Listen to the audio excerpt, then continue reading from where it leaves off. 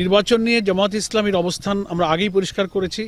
অন্তর্বর্তীকালীন সরকারের দায়িত্বে আসার পর আমরা সবসময় একই কথা বলেছি যে নির্বাচনটাকে ক্রেডিবল, ফ্রি, ফেয়ার, ইনক্লুসিভ এবং পার্টিসিপেটরি করার জন্য ন্যূনতম কিছু অর্গানের রিফর্ম করা প্রয়োজন। আমরা জানি যে একটা রাষ্ট্রের, বিশেষ করে বাংলাদেশ নামক রাষ্ট্রের সমস্ত অর্গান, সমস্ত বিভাগ পলিটিসাইজ হয়েছে, করাপ্ট হয়েছে।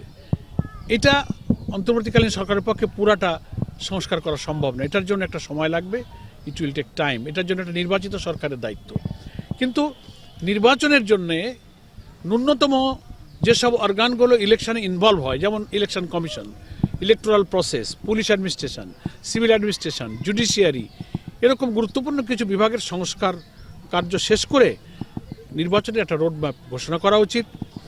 এবং অন্তর্বর্তীকালীন সরকার নির্বাচনের যে ধারণা আপাতত পেশ করেছে, আমি মনে করি এর চেয়ে আর লম্বা সময়ের মোটেই নেওয়া উচিত নয়। এর মধ্যেই সংস্কার কাজ সম্পন্ন করে একটা নির্বাচনের রোডম্যাপ ঘোষণা করা উচিত। এবং জামাত ইসলামী সে নির্বাচনে অবাধ এবং নিরপেক্ষ নির্বাচনের পরিবেশ হলে নির্বাচনে অংশগ্রহণের সিদ্ধান্ত নিয়েছে। আমি বলছি 13টি সংস্কার কমিশনের মাত্র 4টা কমিশনের রিপোর্ট গতকালকে দিয়েছে, বাকিগুলো আসুক। এগুলো কিন্তু প্রস্তাব, এগুলো চূড়ান্ত সিদ্ধান্ত নয়। আমরাও জামাত ইসলামী কিছু প্রপোজাল দিয়েছি। সমস্ত পলিটিক্যাল পার্টি স্টেক হোল্ডারের সঙ্গে এইসব কমিশনের খসড়া নিয়ে ওনারা এক্সচেঞ্জ অফ ভিউজ করবেন, মত বিনিময় করবেন, তখন আমরা সব ব্যাপারে আমরা মন্তব্য করব।